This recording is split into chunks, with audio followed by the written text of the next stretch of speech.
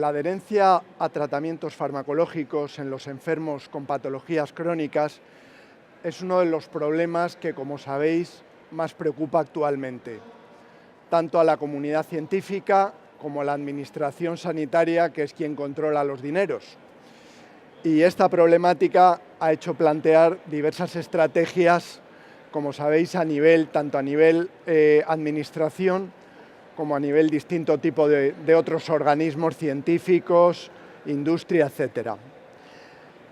Como Estado podremos invertir millones de euros en medicamentos para mejorar la salud y la calidad de vida de nuestros ciudadanos, pero si no logramos mejorar la adherencia en los tratamientos terapéuticos, gran parte de este dinero se habrá ido por el sumidero. La vía de administración de un fármaco va a condicionar los parámetros tan importantes en terapéutica como la propia eficacia del medicamento, la rapidez de acción o la seguridad o efectos adversos del medicamento. La vía inhalatoria, como sabéis, es considerada como la de elección para la administración de medicamentos en enfermedades crónicas pulmonares, como pueda ser EPOC, asma o asma. Como sabemos, se realiza a través de multitud de dispositivos existentes actualmente en el mercado y en muchos casos el éxito de estos tratamientos implica un control adecuado de la enfermedad, así como evitar los procesos de reagudización, y dependen de la aplicación correcta de la técnica inhalatoria y de un manejo adecuado del dispositivo. Estos son los principales problemas que encontramos en estos medicamentos, como sabéis. Estos dos aspectos sabemos que son difíciles de aplicar, especialmente en la población más mayor y vulnerable. Desde la aparición de la receta electrónica en España, los farmacéuticos hemos observado mucho más directamente la falta de adherencia en los tratamientos, cuando el paciente de forma asidua no retira sus dispensaciones cada mes, como sabéis, como vemos todos los días, todos los meses en nuestras farmacias. Lo cual estamos percibiendo que ocurre de forma bastante frecuente, específicamente en los medicamentos inhalados. Esto no quiere decir que la receta electrónica induzca más a una falta de adherencia. De hecho, algunos trabajos demuestran que las tasas de adherencia son similares en la receta de papel como en la receta electrónica. Pero la receta electrónica sí podría ser un instrumento que nos facilite el seguimiento en la adherencia de estos tratamientos. Esto ya se ha visto en recientes trabajos realizados en recientes investigaciones. En esta ponencia hemos querido analizar este tema, que lo hemos estructurado en tres partes. Una primera parte que vamos a tratar sobre el tema de la adherencia específicamente en pacientes con enfermedades pulmonares, la cual va a ser impartida por Francisco García Río. Francisco García Río es doctor en medicina por la Universidad Autónoma de Madrid, especialista en neumología y jefe clínico del Hospital de la Paz de Madrid. Es director académico también de la Facultad de Medicina de la Universidad Autónoma de Madrid y además es evaluador y forma parte de las agencias de control de la Agencia Española del Medicamento y de la Agencia Europea del Medicamento. Con lo cual, para mí, pues darle las gracias, es un privilegio tener a una autoridad en neumología como es Francisco. Vamos a contar en una segunda parte, vamos a conocer un proyecto muy concreto y exitoso para mejorar la adherencia de los pacientes con estos tratamientos, inhalados, evidentemente. Y para ello contamos con Cristina Bañón. Cristina es licenciada en farmacia por la Universidad de Alcalá de Henares, es especialista en ortopedia también por la Universidad de Alcalá y es farmacéutica titular en Madrid, en la zona de San Blas.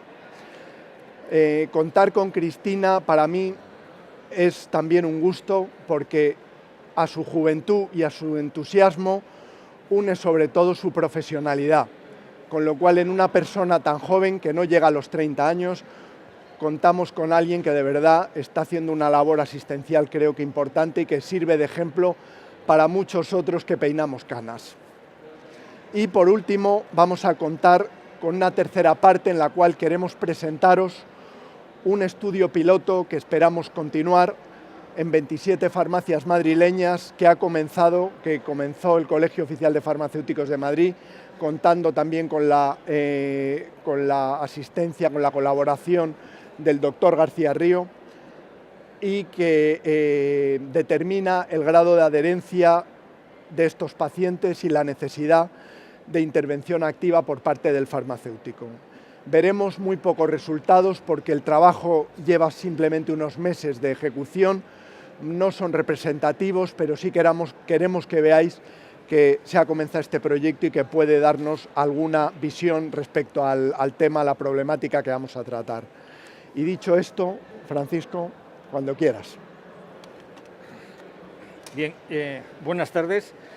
Muchas gracias al comité organizador de Infarma por la oportunidad de participar en vuestro congreso. Muchas gracias a Óscar también por la invitación, por la presentación. Y en mi caso me corresponde un papel introductorio. Realmente las protagonistas de la sesión van a ser mis dos compañeras, ellas nos van a mostrar resultados.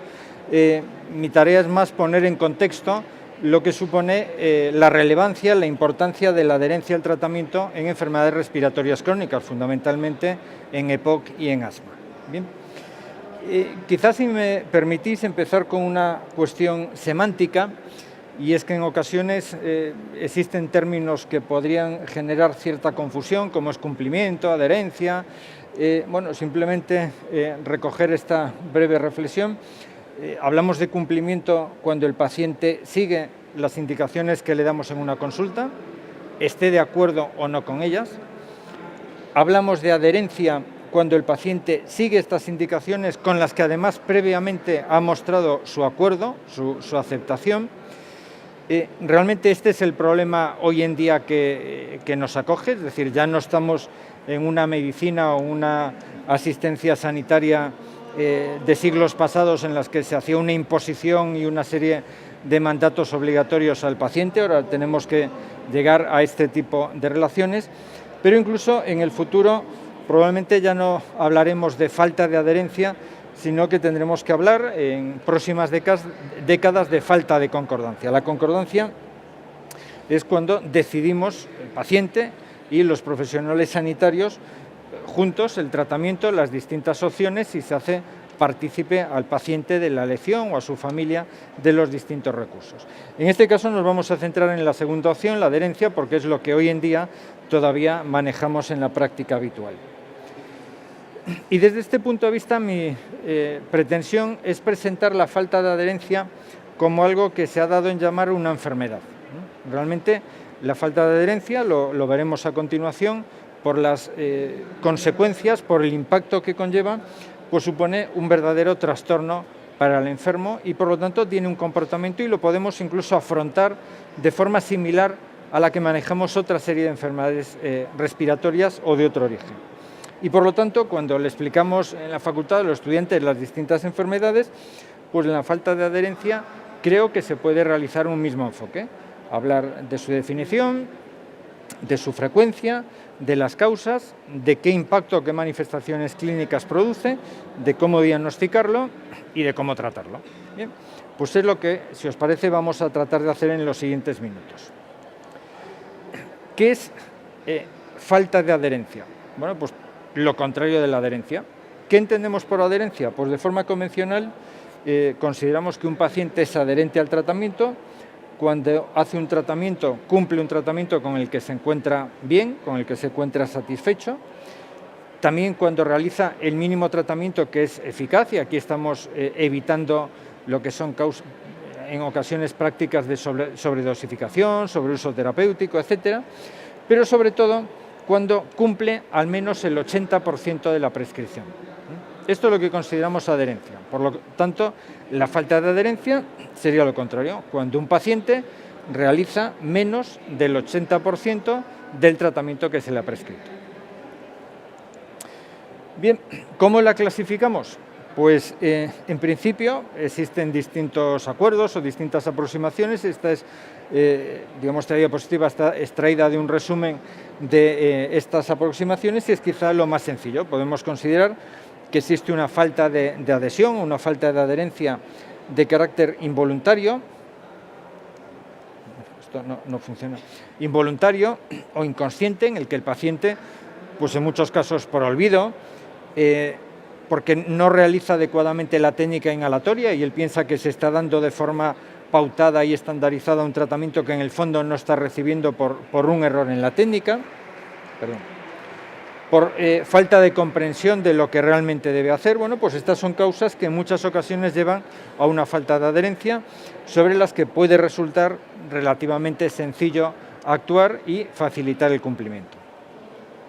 Pero existe otro grupo de falta de adherencia que es particularmente importante y que obedece generalmente a motivos intencionados o voluntarios por parte del paciente. El paciente sabe que tiene que tomar esa medicación, pero no lo hace, por ejemplo, porque no percibe esa necesidad. Dice, pero si yo estoy relativamente bien, ¿para qué tener que tomar esta medicación? Porque no percibe la eficacia. Bueno, llevo 6 meses tomándolo y realmente estoy como al principio. ¿Para qué seguir? En muchas ocasiones porque tienen miedo a los efectos secundarios, a la adicción.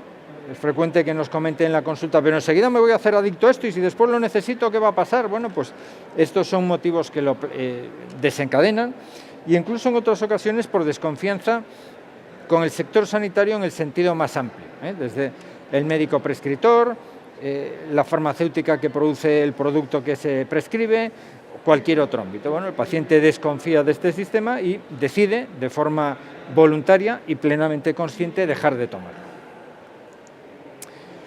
¿Es frecuente la falta de adherencia?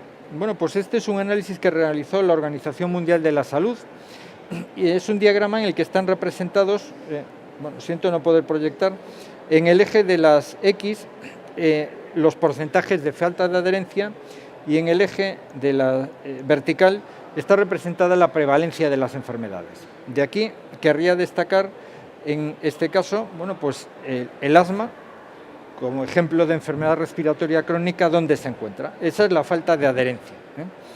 Falta de adherencia, por ejemplo, mucho mayor a la que se produce en pacientes con diabetes o con cáncer. Hasta el punto de que las distintas series que lo han analizado se ha comprobado que existe hasta un 30 a un 70% de pacientes con asma o con EPOC que no son adherentes al tratamiento. Es decir, que toman menos del 80% de lo que se le ha prescrito. Pero incluso lo que es más grave es que hay un 10% que no toman nada. Es decir, que siendo conscientes de su enfermedad, acudiendo al sistema sanitario correspondiente, pues deciden no tomar en absoluto ningún tipo de medicación. Como veis, bueno, pues es un problema de una magnitud importante, va más allá de la anécdota o de lo casual y realmente estamos hablando de cifras y de unos porcentajes que merecen atraer nuestra atención. ¿Por qué se produce la falta de adherencia? ¿Qué causas inducen a la falta de adherencia? Este es un diagrama que hace algunos años propuso la Organización Mundial de la Salud y trata de explicar la falta de adherencia centrado en distintos factores. Hay algunos factores que tienen que ver con la enfermedad, otros que tienen que ver con el paciente, con el propio tratamiento realizado, con la situación socioeconómica o incluso con el propio sistema sanitario. Y si me permitís, vamos a repasar al menos 4 de ellos en un momento. De todos estos omito los factores socioeconómicos, quizá porque nuestra capacidad de actuación sobre ellos es menor, pero no está de más tener en cuenta que incluso en nuestra sociedad, en nuestro mundo desarrollado, hay pacientes que no realizan algunos tratamientos porque tienen dificultades para adquirirlos o porque no se ponen oxígeno, pues porque tienen dificultades para pagar el recibo de la luz que conlleva el tratamiento con un concentrador de oxígeno. Es algo que tampoco debemos obviar, pero bueno, la realidad es que quizá está más allá de nuestras posibles capacidades de actuación. Existen, desde luego, factores relacionados con la enfermedad, que en el caso de las enfermedades respiratorias crónicas es particularmente importante. El asma, la EPOC, son enfermedades crónicas.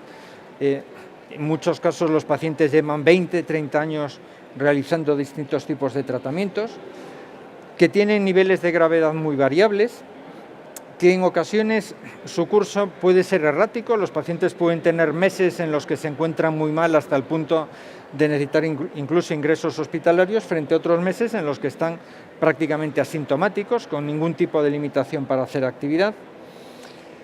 Y muchas de ellas además existe una disminución de la percepción sintomática, es decir, el enfermo muchas veces intuye o interpreta sus síntomas con una gravedad menor de lo que tienen, y eso, bueno, pues en grandes circunstancias es un problema que supone, pues, por ejemplo, un retraso para acudir a urgencias o un retraso para iniciar el tratamiento. Bueno, esto es algo que no debemos dejar de considerar, y en este tipo de enfermedades, pues muchas veces nos encontramos con eso. ¿Para qué voy a tener que tomar algo con lo bien que estoy ahora? Bueno, pues habrá que explicarle que ese tratamiento tiene una finalidad de control, que tiene una finalidad para modular la reacción inflamatoria de las vías aéreas, distintas cuestiones que no solo van a garantizar que ahora mismo esté bien, sino que la pretensión es garantizar que en los meses siguientes también siga bien, y eso es algo que muchas veces no se percibe directamente.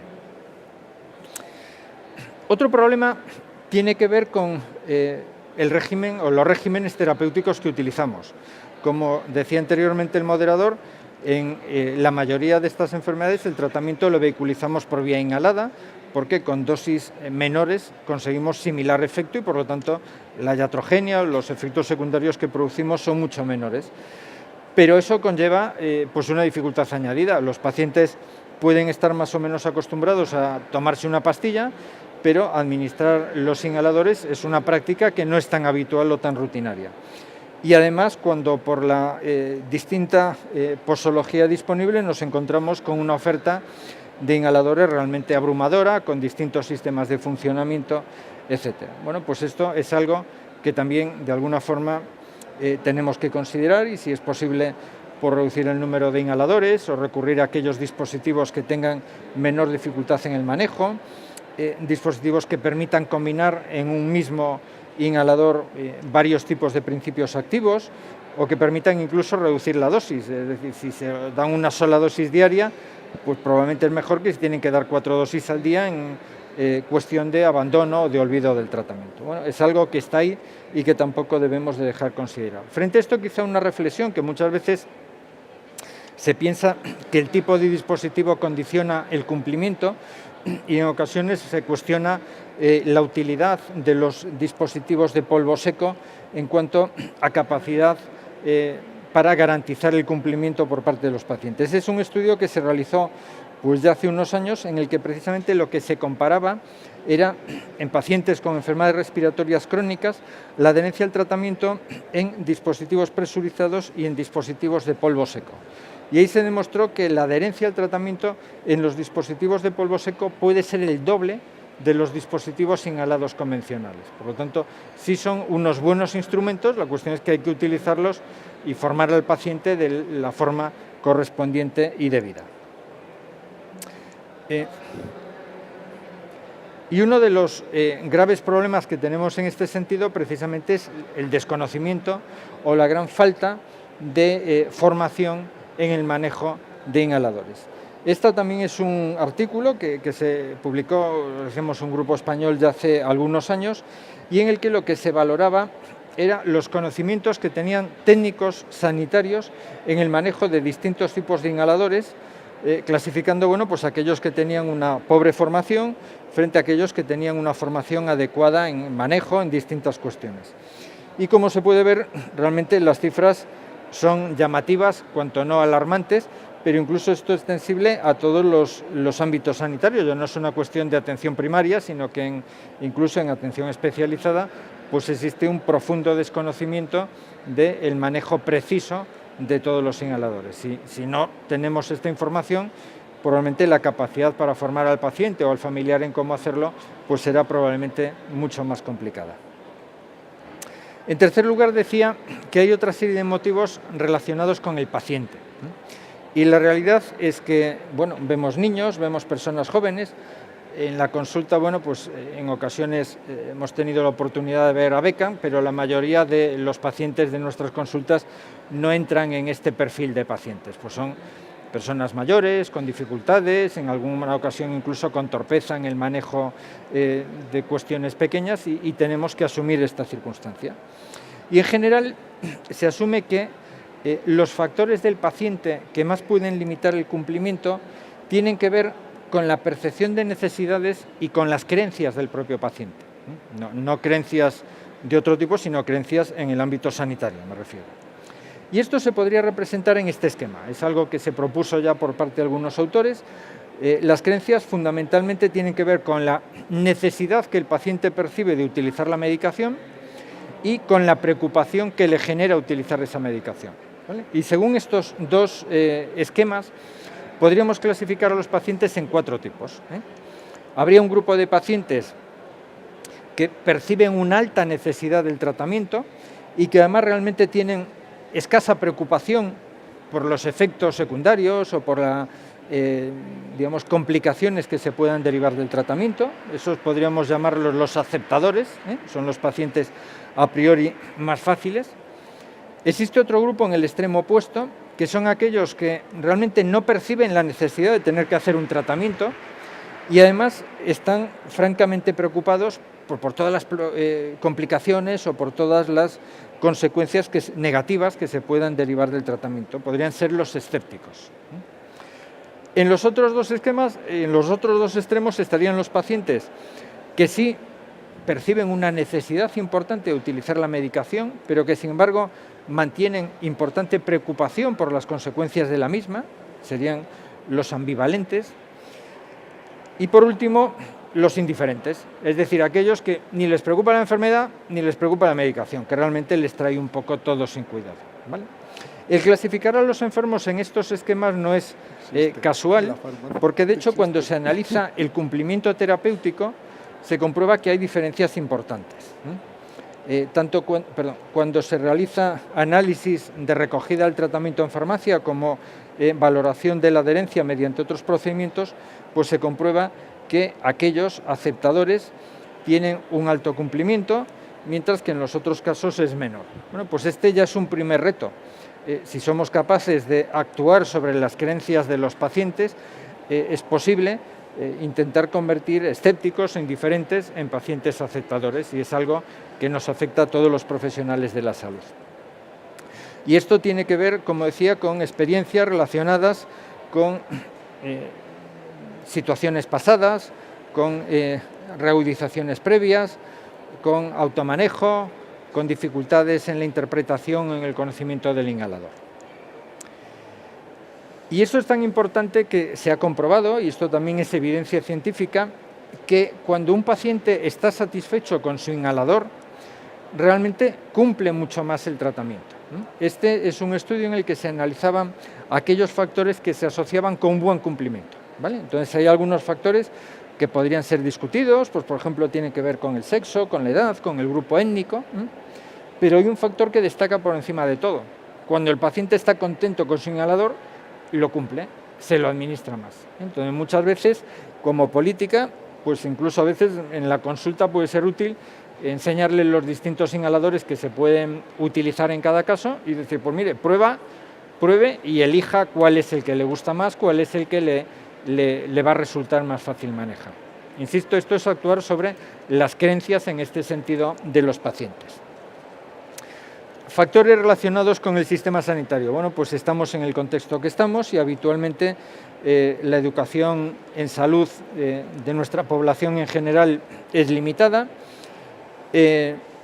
La relación entre los profesionales sanitarios de cualquier ámbito y los pacientes pues muchas veces viene condicionada pues, por los recursos, por el tiempo, por una serie de factores que pueden afectarla, y eso en definitiva en muchas ocasiones condiciona o repercute indirectamente sobre la confianza que el conjunto del sistema sanitario podemos recabar o podemos atraer de un paciente. Y nos podemos encontrar situaciones curiosas como el vídeo este ya muy famoso de House, en el que una paciente con un alto nivel cultural, pues se administraba el inhalador como si fuese un dosificador de perfume. Bueno, pues esto es simplemente falta de conocimiento y falta de formación y de educación al respecto. ¿Cuáles son las manifestaciones clínicas? ¿Qué pasa cuando un paciente tiene esta enfermedad de mal cumplimiento? Bueno, pues las manifestaciones son importantes. Los pacientes se mueren más. Esto también está más que contrastado en la literatura. Aquellos pacientes con asma que utilizan menos cantidad de medicación, pues tienen un porcentaje de mortalidad muchísimo más alto. No hay ninguna duda al respecto. Pero no solo esto, sino que los pacientes ingresan más. Aquellos pacientes que tienen un buen cumplimiento terapéutico, que utilizan más del 76-100% de la dosis prescrita, como se puede ver, ingresan, tienen exacerbaciones con mucha menos frecuencia. Visitas no programadas, visitas a urgencias o visitas a cualquier consulta médica simplemente porque el paciente se encuentra mal. Pues también cuando los pacientes tienen una buena adherencia al tratamiento, se reducen las visitas programadas. Visitas a hospitales, visitas a atención especializada, atención primaria, etc.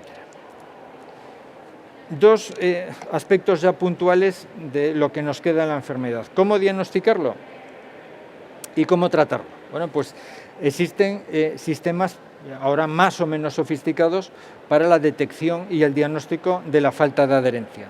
Hay métodos directos, pues como medir el nivel de fármaco en sangre, y esto pues en los servicios de farmacología lo podemos hacer con relativa facilidad, a dispositivos electrónicos que incluso por sistemas Bluetooth o por Wi-Fi nos comunican cuántas dosis se está dando el paciente al día.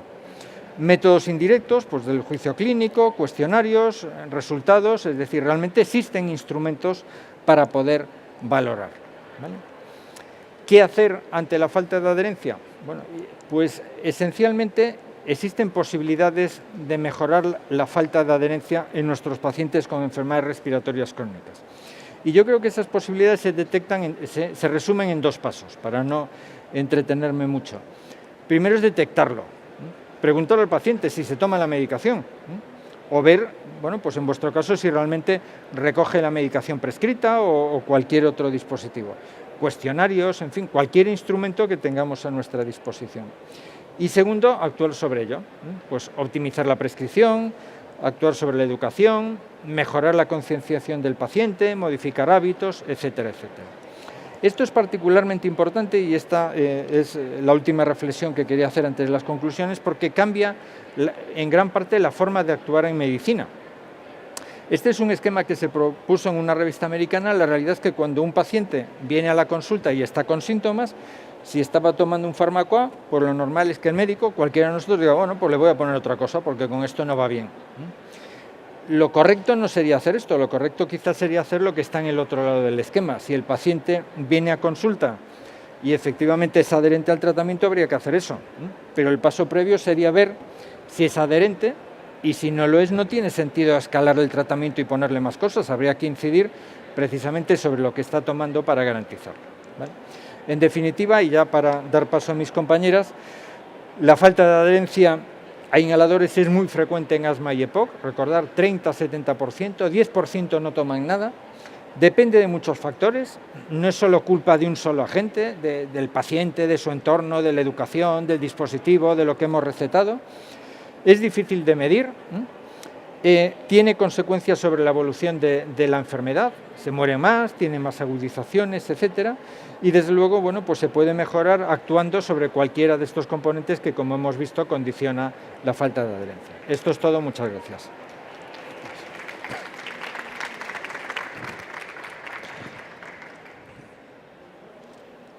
Muchas gracias, Francisco. Muchas gracias.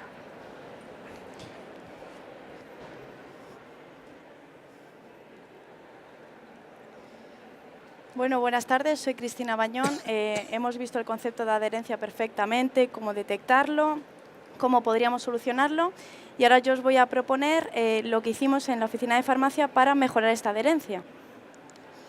El proyecto lo llamamos A Pleno Pulmón. Vaya. Vale, vamos a ver rápidamente los valores, las herramientas y los resultados que obtuvimos. Las oficinas de Farmacia de Madrid fuimos impulsadas porque el Colegio Oficial de Farmacéuticos, junto con el laboratorio de AstraZeneca, nos lanzó el reto de cómo podíamos mejorar la adherencia en los inhaladores. Y nosotras, desde la oficina de farmacia, pues quisimos destacar, como siempre, la gran labor sociosanitaria que hacemos día a día y creímos que este proyecto era bastante interesante. Entonces dijimos, pues vamos a ponernos a ello, vamos a intentarlo, ¿no? Herramientas. Buscábamos que fuesen de uso rápido y cómodo. ¿Por qué? Porque si no, no íbamos a llevarlas a cabo. De fácil entendimiento tanto para nosotros como para el paciente, porque si no el paciente no iba a colaborar, entonces el estudio se nos iba a volver a venir abajo. Y sobre todo útiles, porque si no, decidme vosotros, ¿no? ¿Lo habremos conseguido? Pues luego juzgáis y me contáis, ¿vale? ¿Qué hicimos primero? Es verdad que, como ha dicho nuestro compañero, podríamos haber elaborado la falta de adherencia, pues típicos con los test, ¿no? Lo de Smolensky-Green-Levin, Hermes y todos estos que están estudiados. Pero nosotras quisimos hacer uno nuevo porque nos manejábamos mejor. ¿Qué hicimos? Primero preguntar al paciente la edad por intervalos, sexo masculino y femenino, qué enfermedad pulmonar crónica tenían. Nosotros pusimos la de mayor prevalencia, asma, EPOC, enfisema y edema. Si había otra, pues también lo podrían haber dicho, en nuestro caso no pasó. El tiempo que lleva utilizando el inhalador. Esto era bastante importante. ¿Por qué?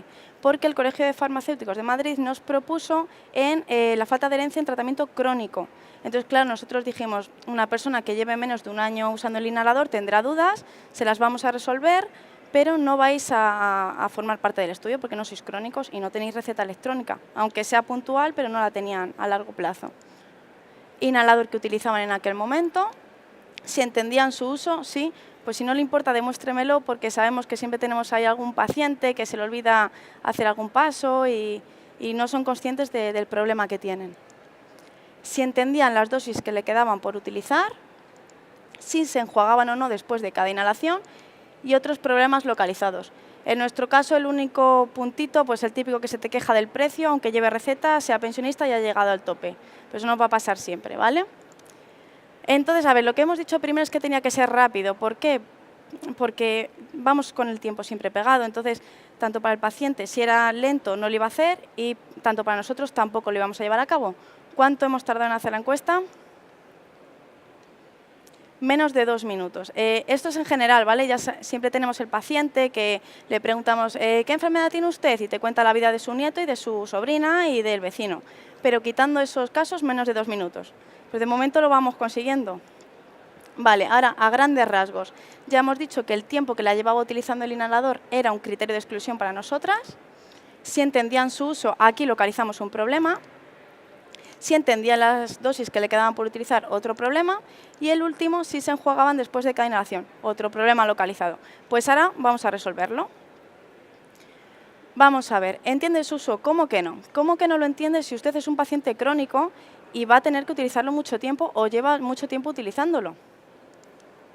Nosotros encontramos 2 inhaladores que eran bastante difíciles en su uso, ¿vale? Porque típico el Eclira, pues sí que se solucionaba más rápido, ¿no? Pero en este era bastante complicado. ¿Qué hicimos?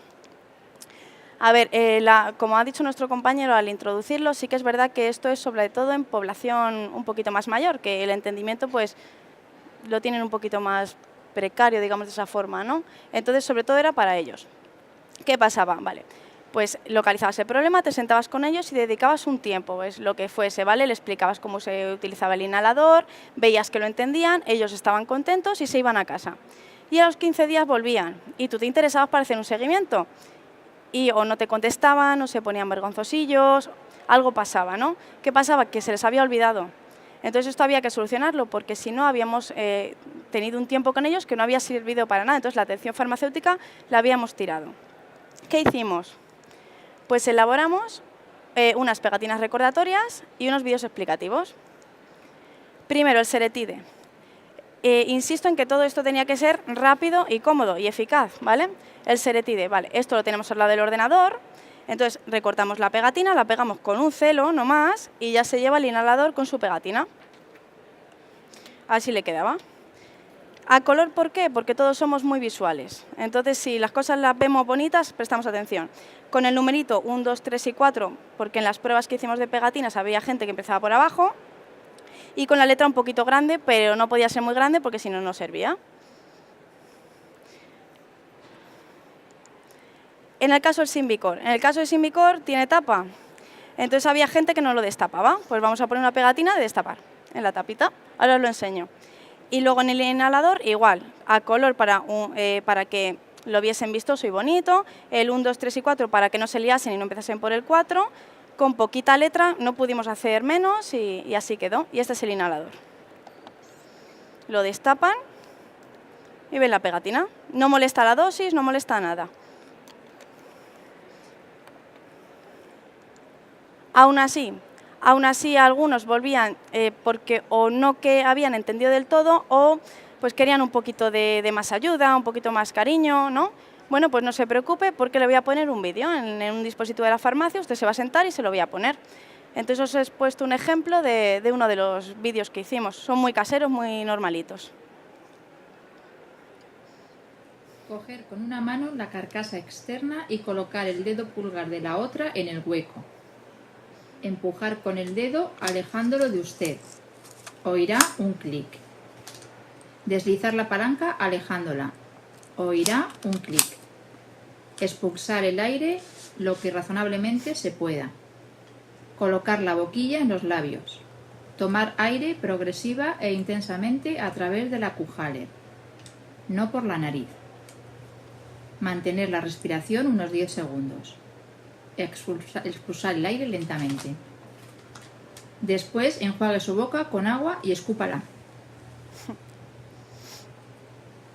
Para cerrar el Kuhler, deslizar con el dedo pulgar la palanca hacia usted todo lo que pueda. Oirá un clic. La palanca automáticamente volverá a su posición original. Este vídeo no era, bueno, estos vídeos no son solamente para uso en la farmacia, sino que le podemos enviar al paciente, al hijo o al cuidador este vídeo al dispositivo móvil o a un ordenador, ¿vale? Entonces, pues así también nos ayudamos todos. El Ventolin, bueno, esto fue un caso aislado que realizaba más inhalaciones de las pautadas y además no coordinaba pulsación con inhalación. ¿Qué hacemos? Pues la cámara ProChamber. ¿Por qué en este caso la ProChamber? Porque la persona tenía recursos limitados, económicos, entonces esta la financiaba la Seguridad Social. Pues ya está, problema resuelto. La segunda herramienta que vamos a utilizar es para si entendían las dosis que le quedaban por utilizar. A ver, me explico. Ya no es tanto que entiendan las dosis o no que les quedan por utilizar, es que no sabían si habían inhalado o no. ¿Qué hacemos ante esto?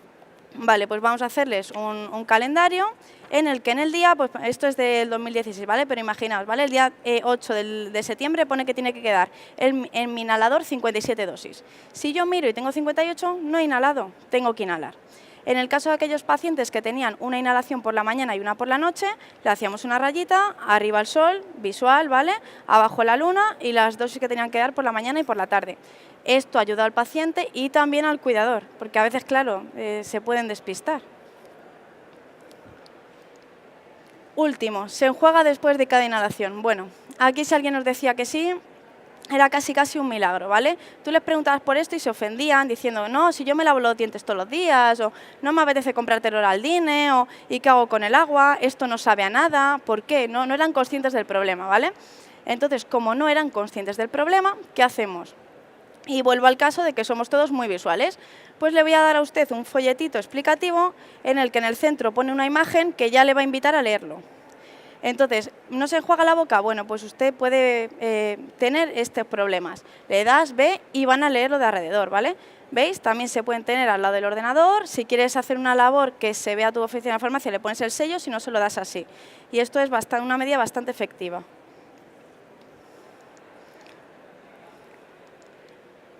Herramientas, repasando, buscamos que fuesen rápidas y cómodas, fáciles de entender y útiles. ¿Lo hemos conseguido?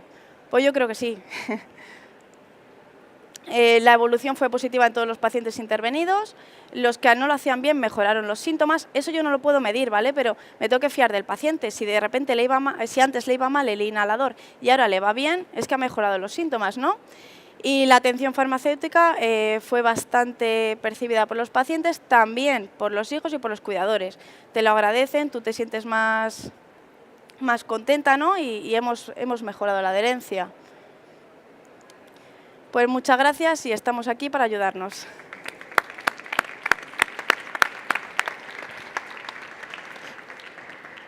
Bueno, Sí, ahora vamos a tratar la tercera parte. Perdonadme que no he presentado a mi compañera, a Rebeca González, que es licenciada en farmacia por la Universidad de Alcalá de Henares y es técnico del Centro de Información de Medicamentos del Colegio Oficial de Farmacéuticos de Madrid. Rebeca es la coordinadora del trabajo que estamos realizando y como tal nos va a exponer la marcha del trabajo, del estudio. Bueno, gracias Rebeca y perdóname. Nada, ya ves. A ver, en un breve, porque ya a lo mejor estamos un poquito cansados del día de hoy, pues hace poquito, un par de meses, empezamos con un estudio piloto que queremos que vaya más allá. Desde el colegio, pues os cuento, organizado por el colegio, desde la vocalía de titulares de oficina de farmacia, que es la que lleva Óscar, con el asesoramiento del doctor Francisco García Río y coordinado por todo el departamento técnico nuestro del colegio. Entonces, bueno, ¿qué queríamos ver? Volvemos al tema que hemos estado tratando, la adherencia a la medicación por vía inhalatoria, sobre todo en los pacientes que lo tienen prescrito de manera crónica en receta electrónica, que son los que van al médico a largo plazo, 6 o 1 año. ¿Qué objetivos nos hemos puesto? Pues bueno, el primero es estudiar la adherencia a este tratamiento inhalado y siempre que esté prescrito en receta electrónica. Evaluar la técnica que tienen estos pacientes inhalatoria en la oficina de farmacia y reforzarles la importancia del tratamiento que tienen pautado por el médico. Destacar la importancia porque son pacientes crónicos que muchas veces no cumplen y que tienen unos efectos que no son los deseados. ¿Qué les hemos propuesto a los farmacéuticos que están con nosotros trabajando? Pues bueno, les dimos un algoritmo de actuación, ¿vale? Para cuando están en el mostrador saber qué hacer con esos pacientes no cumplidores. Les proporcionamos también un test, el TestAI, para medir la adhesión a los inhaladores. Como ha dicho Cristina, estuvimos barajando otros test, el de Morisky Green entre ellos, pero bueno, gracias al consejo del doctor García Río, pues al final este nos va a medir concretamente lo que buscamos, la adhesión a inhaladores. Después también les dimos una ficha de refuerzo a los farmacéuticos para que pudieran darle a sus pacientes para, digamos, reforzarles la importancia de su tratamiento. Y por último, una ficha en la que bueno, recogemos los datos con la que luego estamos llegando a los resultados que queremos. El proyecto piloto lleva muy poquito tiempo, lleva simplemente 2 meses y medio, no llegamos a 3. Actualmente tenemos 28 oficinas de farmacia que están inscritas y lo que estamos estudiando es pacientes adultos que tienen prescritos en receta electrónica de manera crónica medicamentos inhalados. Ahora mismo tenemos 39 pacientes. Esto es algo que está abierto, ¿vale? En cualquier momento, si queréis participar, podéis pasar por el colegio, apuntaros, llamarnos. Y estamos pendientes, como pone ahí, pues eso, de las fases de seguimiento de estos pacientes y de introducción de más pacientes, porque al ser pacientes crónicos nos queda todavía mucho tiempo para conseguir resultados coherentes. ¿Qué tenemos ahora mismo? Bueno, la edad de los pacientes, estamos hablando de pacientes adultos, como veis el mayor rango está en 40 a 65 años, ¿vale? Actualmente, pues eso, un 41% están en esa edad. En cuanto al sexo, andamos muy 50-50, tenemos casi mitad y mitad de mujeres y de varones, y las patologías, pues lo que ya hemos comentado, las más frecuentes, asma, EPOC, en algunos casos también otras, pero las más frecuentes, el asma y la EPOC. ¿Qué estamos observando de los resultados que nos están mandando los compañeros?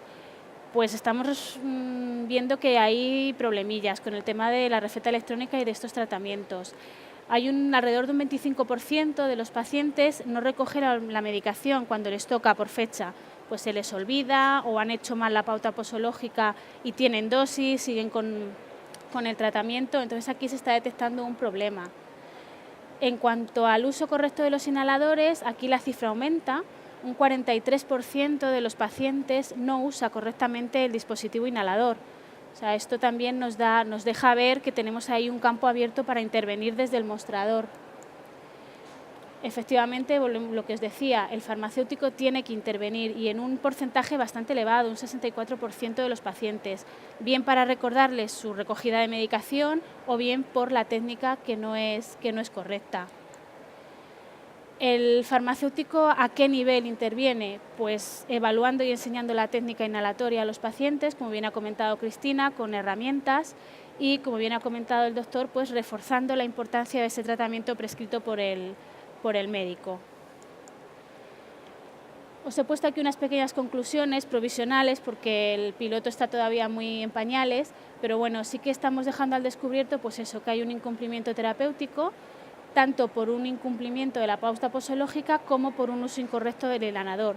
Entonces el paciente, tanto por una causa como la otra, no está tratado adecuadamente.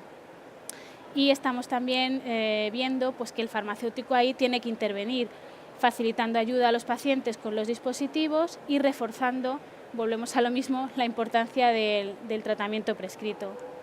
Entonces, bueno, el estudio piloto está todavía abierto, podéis participar, os dejamos aquí los datos de contacto y si tenéis cualquier duda o consulta, pues estaríamos encantados de que nos ayudarais y de que participarais. Gracias.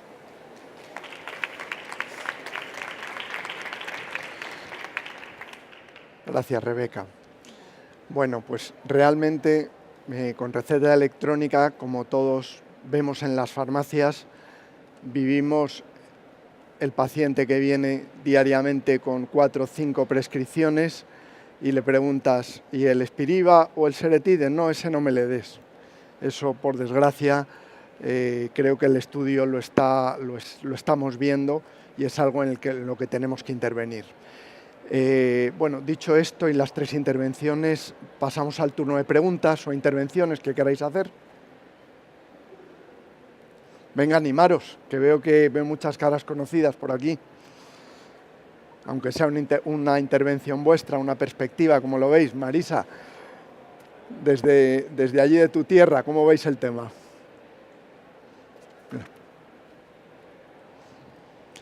Marisa es compañera en Galicia. Me encanta el trabajo que estáis haciendo. He visto ideas que me van a ser útiles para mí y las voy a aplicar yo también. Yo el tema del Seretide lo he intentado varias veces, le explico, lo abres, no sé qué, pero me doy cuenta que no lo recuerdan. Entonces el hecho de poner las etiquetas me parece muy práctico y lo voy a poner en funcionamiento. Y posiblemente el tema, le insisto en que enjuaguen en la boca, pero me parece muy útil el que vean lo que pasa si cogen una infección por hongos. Entonces, pues os felicito. Muchas gracias. Yo también estoy en Galicia y también os felicito. Me parece muy interesante lo de las etiquetas y lo de los vídeos. Quiero hacer una aclaración. Esto no es restrictivo. O sea, sé que si tú quieres la pegatina, la tienes, se la pasas. Es que es lo que te quería preguntar, si me podíais facilitar cómo hacerlo. Nos tenemos que ayudar. Entonces, ¿para qué te vas a poner tú a elaborar una pegatina si ya está hecha, no? Vale. La tienes y lo que queráis. Muchas gracias. Sin problema. Luego tomamos los datos y los recogemos. ¿Alguna pregunta más? ¿Alguna intervención? ¿Este compañero? ¿No? Mira, ahí. Buenas tardes. Soy de Baleares. Os doy la enhorabuena por la elaboración. El cuestionario encuentro que es fantástico porque es verdad que en 2 minutos pues recogemos todas las incidencias que podemos tener en el uso. Yo lo que encuentro, pero, es que el problema de recordarle al paciente que tiene que tomar su dosis, una vez que sabe manipular el inhalador, y esto es lo que encuentro por experiencia propia, por ejemplo, en un familiar mío, mi madre en concreto, el hecho de recordarle que tiene que hacer uso del inhalador. Yo encuentro que es de los problemas más serios. Pero un 10, os doy la enhorabuena. Gracias. Doctor, ¿por qué ocurre esto generalmente? ¿Por qué estos pacientes respiratorios son tan rebeldes? ¿Es por su asintomatología? Sí, bueno, son muchas cosas. Son muchos de ellos pacientes mayores que la propiedad condiciona que se olviden del inhalador, pero también se olviden de la pastilla del antihipertensivo o de cualquier otra cuestión, ¿no? Aquí se refuerza el efecto de que gran parte de la medicación que utilizamos es medicación de control, no es tanto medicación de rescate. Entonces no la damos tanto que también para que el paciente se encuentre bien, sino que la damos para evitar que la enfermedad progrese o que desarrolle complicaciones. Entonces, en muchas ocasiones no tienen la percepción tan inmediata de la mejoría relacionada con el inhalador, ¿no? Y yo creo que en ese sentido cualquier cosa que se realice es muy interesante. Hace poco me presentaba un grupo de enfermería que acaban de desarrollar una app para descargar en los móviles de los enfermos, que según el tipo de prescripción que tiene le llega un mensaje del momento que se tienen que tomar la medicación. Bueno, pues me parece fantástico, es decir, yo creo que no hay ninguna acción que sea autoexcluyente y cualquier tipo de intervención que permita recordar o que permita mejorar esto, pues sería muy importante aplicarla.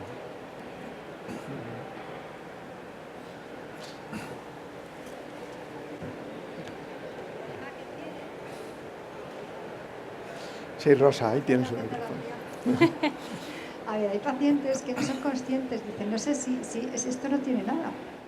O sea, se ponen el inhalador y dices, esto no sé si lo he tomado, ¿no? No sé si eso habría otra forma de que ellos sintieran más.